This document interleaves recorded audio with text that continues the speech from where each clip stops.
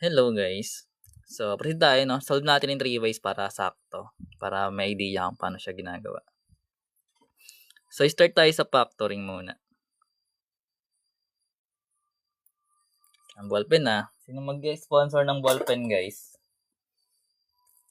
Wala. Ba yan? Tigil ko na to eh. Daming rason eh, no? So, ngayon, start tayo sa factoring. Negative 3, negative 2, hindi po yan ang answer, yan ang factored form niya. Pero ang solution kasi guys, naka-equate yun sa, di ba, x equals something. So anyways, so meron tayong x squared minus 5x plus 6 equals 0. And we need to use factoring to solve this quadratic equation. Madali lang naman yun. So kung nahihirapan ka, ganito lang gagawin. So, kunin mo lang yung constant. Yung constant term, siya yung exponent. Yung term na walang variable.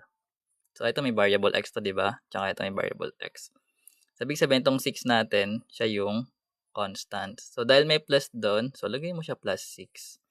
So, ngayon kapag plus 6 siya, guys, ibig sabihin yung factors na pwede dito, pagdating sa signs, is pwedeng dalawang positive na i-multiply, pwede rin siyang dalawang negative. Kasi remember, kapag nag-times ka ng parehas na sign, nagiging positive yung sign nun. So, ngayon, proceed tayo sa middle term. So, mapapansin mo, yung middle term natin is minus. So, kapag minus to, guys, ito yung gagamitin mo na kapartner ng dalawang x. So, ibig sabihin, galing sa positive 6 mo, parehas negative yung ilalagay mo, na yung magre-resolve doon, pag inad mo yung mga factors is negative din. So, masterin mo rin siguro yung yung integers para hindi ka dito mahirapan. So, proceed tayo sa 6. So, yung 6, di ba, pwede siyang 1 times 6 tsaka 2 times 3. Yun yung factors na tinatawag. Yung factors, guys, remember, siya yung mga numbers na pwede mong i-divide sa certain number or sa given natin na number na magiging divisible doon. Sabihin walang remainder or walang excess. So ngayon, proceed tayo dito. So sabi natin, pag nilagay natin yung mga factors, like 1 times 6, dapat ang magiging sagot is yung middle, which is 5 or negative 5. So, alam naman natin na kapag negative plus negative, parehas yung sign, nagiging negative yung sign, no? So remember, binabasa yan na eto positive times positive, negative times negative, kaya positive yung sign. Eto negative plus negative, kaya negative yung sign. Babasahin lang yan, maintindihan yun. So, try natin, no? So, meron tayong 1 tsaka 6, pag nilagay natin dito, magiging negative 1 plus negative 6. So, ibig sabihin, hindi siya magiging negative 5. So, ibig sabihin, mali yung factor na yon. Kasi ito yung negative 1 plus negative 6 is magiging negative 7. So, try mo yung isang factor na available pa.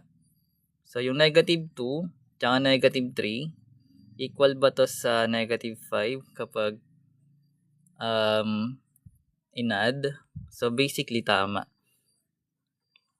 So, ngayon, dahil tama na siya dun, guys, yung magiging factored form natin is x minus 2 tsaka x minus 3. Then, equate mo sa 0.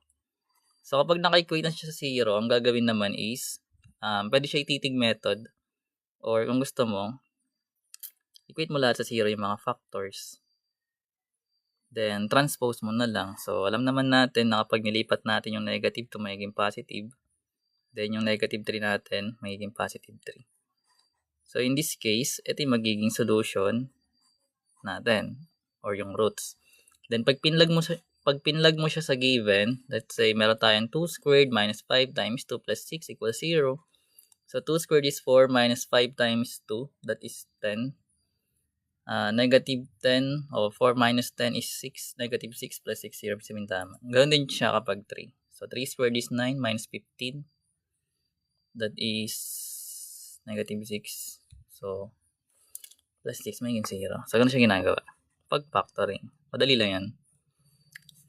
Then yung another way is using quadratic formula. Nasundan ba 'to? Hindi, 3 ways nga natin siya i-solve eh. May mga beads tayo natin yan guys. Marami tayong beads niyan dito sa YT. So proceed tayo sa quadratic formula. So pag hindi mo naintindihan dito, baka sa YouTube. Mamaya try natin kung kasya. Pero hindi ko yung pagkakasya yun eh.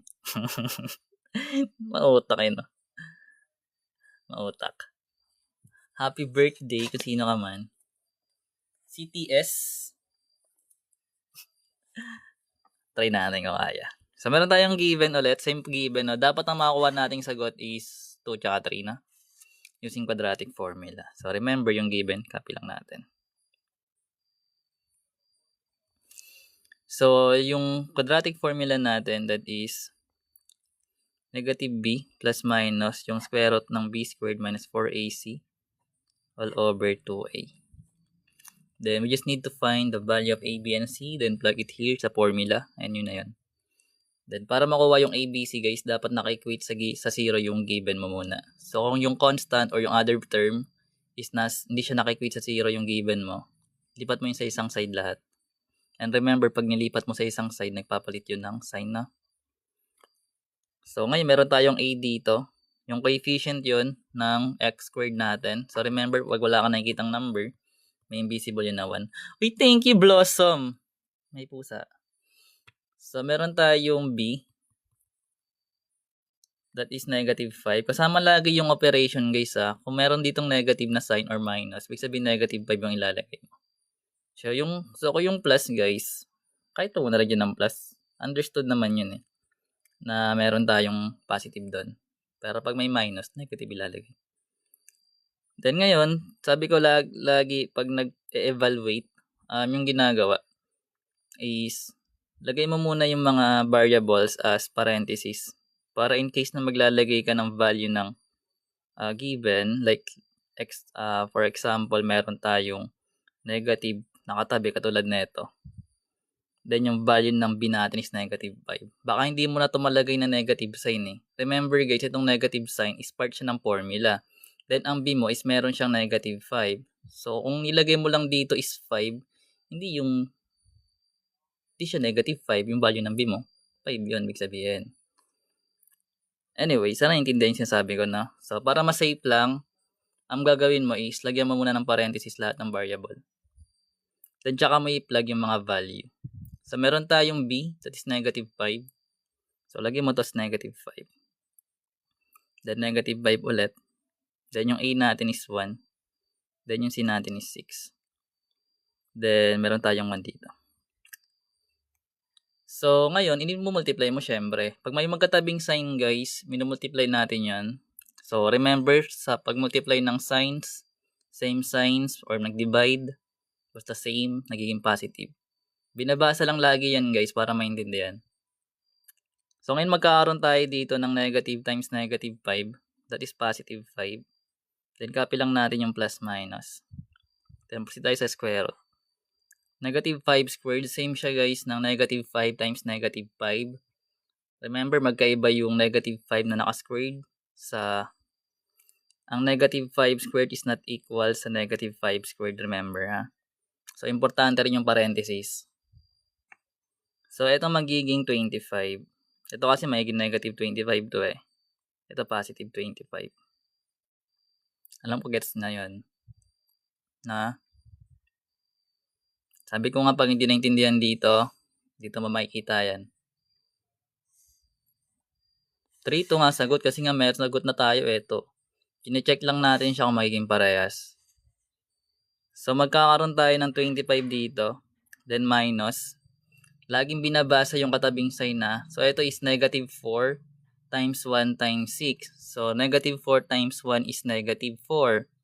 Times 6 magiging negative 24. So, minus 24. Or kung gusto mo na may mga signs like negative times positive is negative, times positive is magiging negative. Kaya siya meron pa ditong minus. Anyways, so yung 2 times 1 magiging 2. So, magkakaroon tayo ng x equals 5 plus minus Then yung 25 minus 24 magiging 1 over 2. So alam naman natin na ang square root ng 1 is 1. So magkakaroon tayo ng 5 plus minus 1 over 2. So dahil meron tayong plus minus, magkakaroon tayo ng dalawang root solution. So yung una, that is yung plus. Then yung pangalawa naman, yung minus. So magkakaroon ka ng 5 minus 1 over 2. Then yung 5 plus 1 magiging 6 over 2 magiging 3. Then yung next natin is 5 minus 1 magiging 4 over 2 magiging 2. So ito yung solution niya rin. So in this case, parehas lang sila katulad dito. Kasi nga mas madali yung factoring kaysa sa quadratic formula.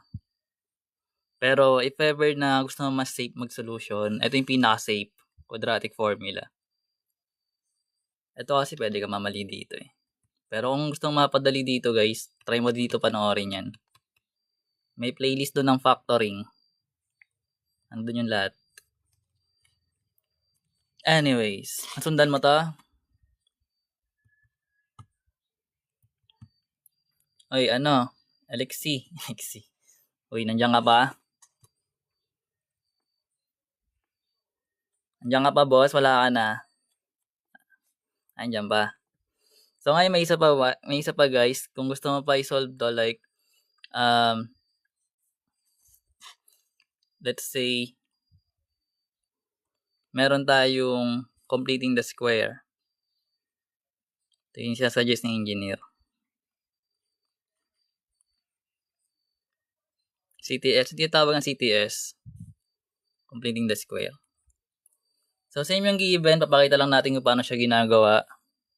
At sabi ko nga kanina pa na pag hindi mo naintindihan dito, try mo sa YouTube. Yung extracting the square, ito yung ginagawa natin sa ginagawa lang yung pag perfect square eh. Or nilipat mo isang term sa kabila.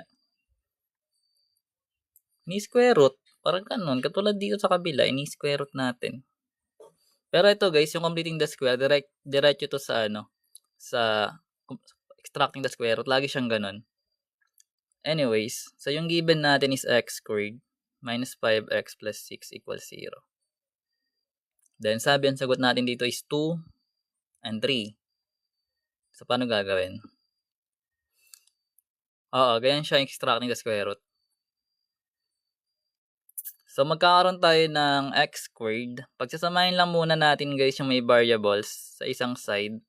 Then ililipat natin yung kabilang term sa right side or sa isang side. Let's say nasa left yung mga may variables, then yung walang variable or yung constant sa kabilang side.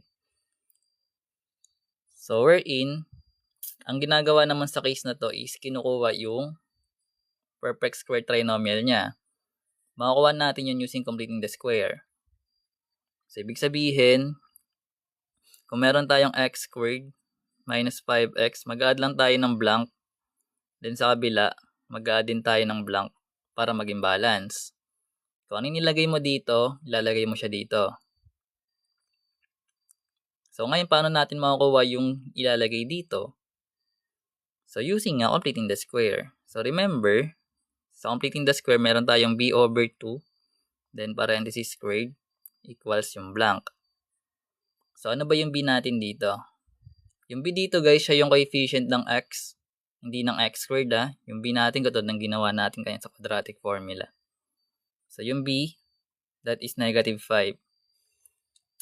Kung meron tayong negative 5 over 2, hindi siya masisimplify as whole number.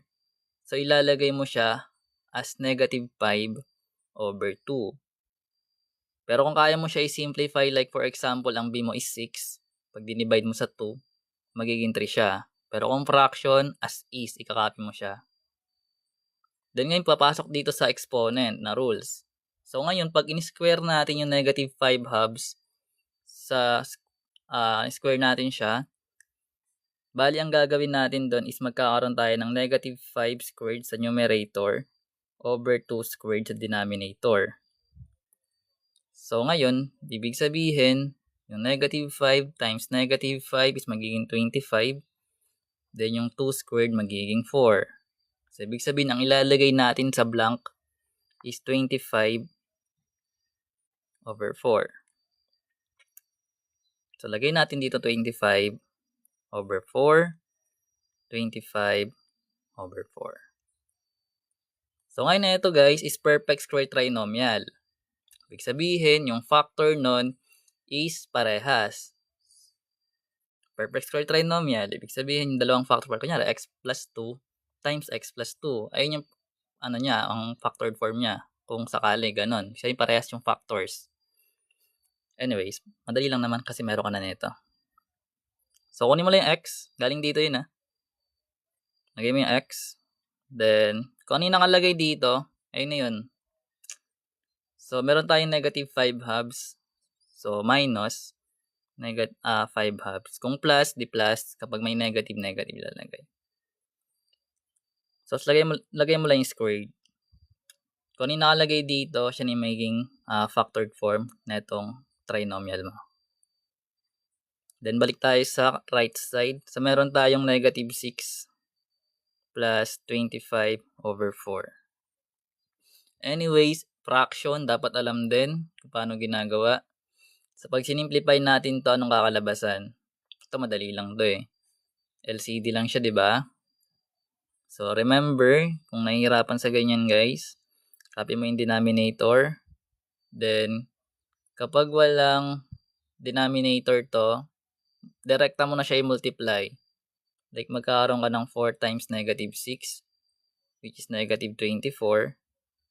Then, kapag naman parehas yung denominator mo, ikakopy mo na lang yung numerator mo. Kasi ang ginagawa dyan is dinidivide. So, 4 divide 4 is magiging 1 times 25. So, 25 pa rin. Ito naman kasi sa negative 24 natin, remember, ang whole numbers may over 1 siya na denominator para matreat mo siya as fraction ulit. So, pag yung 4, dinivide mo sa 1, magiging 4 pa rin. Then, tinimes mo siya sa negative 6, magiging negative 24. And ang negative 24 plus 25 is magiging 1. Then, copy lang yung denominator. So, ibig sabihin, yung negative 6 plus 25 over 4 is magiging 1/4.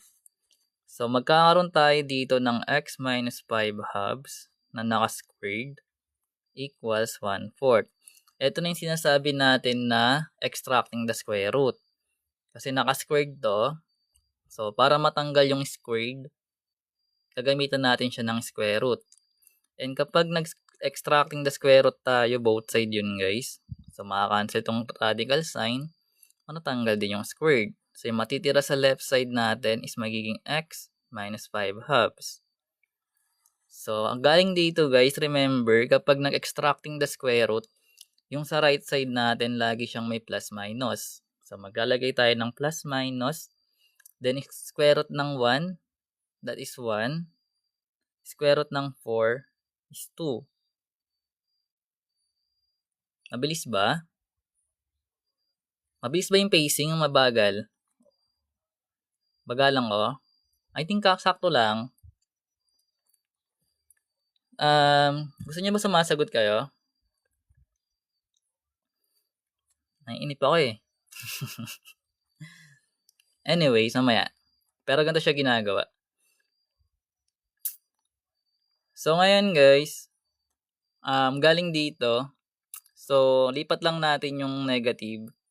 So, magkakaroon tayo ng plus minus 1/2. Then, syempre, pag naglipat tayo ng isang term sa kabilang side, nagpapalit siya ng sign. So, kung minus siya dito, magiging plus 5 halves na siya. Then, remember sa similar fraction, kapag similar yung terms natin sa fraction, kinakopy lang natin yung denominator, no? So, ibig sabihin, eto magiging plus minus 1 plus 5. So, pag similar yung terms. So, ngayon, magkakaroon tayo nun. Like, eto magiging plus minus 1 plus 5 over 2. Then, dahil meron tayong plus minus doon, dalawa yung sagot. So, yung una, that is yung positive 1 plus 5 over 2, wherein 1 plus 5 is 6 over 2, magiging 3 siya. Then, yung pangalawa naman, ganun din. So, yung negative naman, plus 5 over 2, which is magiging 4 halves. Or magiging to siya. So, pares lang. Pili ka na lang anong gagamitin mo.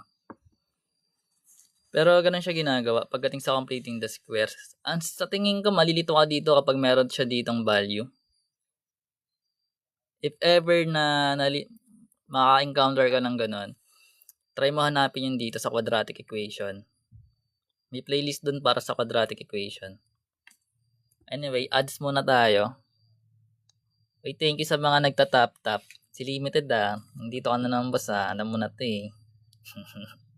Naintindihan mo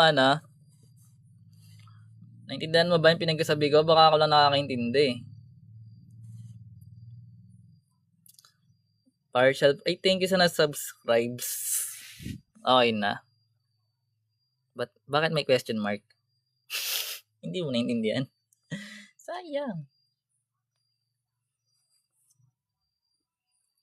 Ito guys. May mga playlist dito. Meron dyan mga partial fraction, differential, derivatives, integral. Yan. Nabi mo na lang. Nandiyan yan. Pero sabi ko nga sa inyo guys, kung aaralin nyo yung mga tawag dito.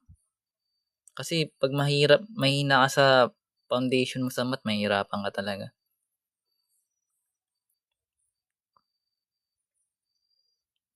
May mga dito guys, baka trip yung aralin. Wala ditong physics guys.